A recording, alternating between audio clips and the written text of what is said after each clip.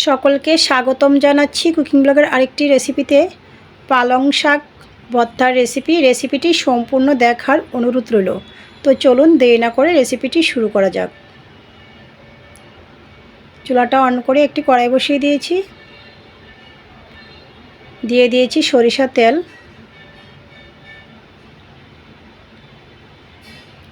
প্রথমে আমি ভেজে নিচ্ছি শুকনো লঙ্কা। চুলার আঁচ কমিয়ে লঙ্কাটা ভেজে নিচ্ছি।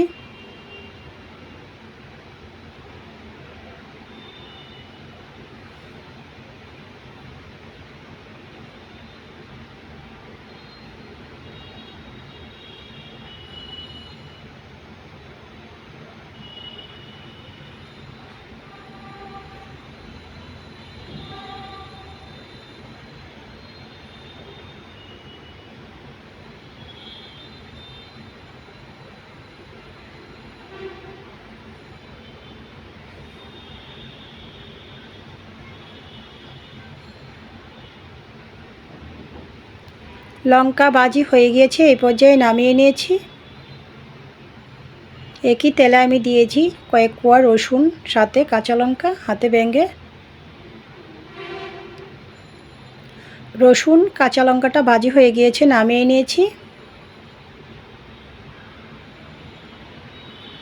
এ পর্যায়ে আমি দিয়ে দিয়েছি বেছে ধুয়ে কেটে নিয়েছি শাক, পালং শাক। পরিমাণ মতো লবণ, নাড়াচাড়া করে শাকটাও ভেজে নেব।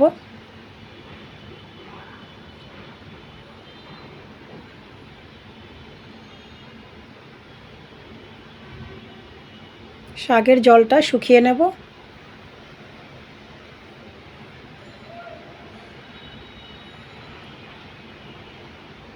তো ভাজি হয়ে গিয়েছে পালং শাক, নামিয়ে নেব।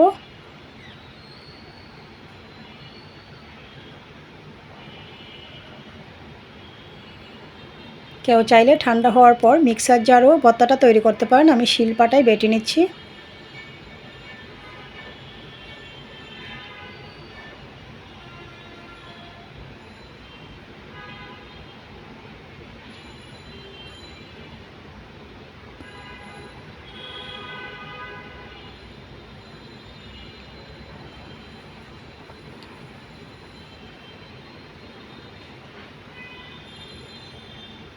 তো রেডি হয়ে গিয়েছে আমার পালং শাক ভর্তার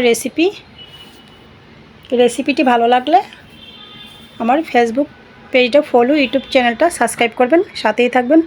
সকলকে ধন্যবাদ।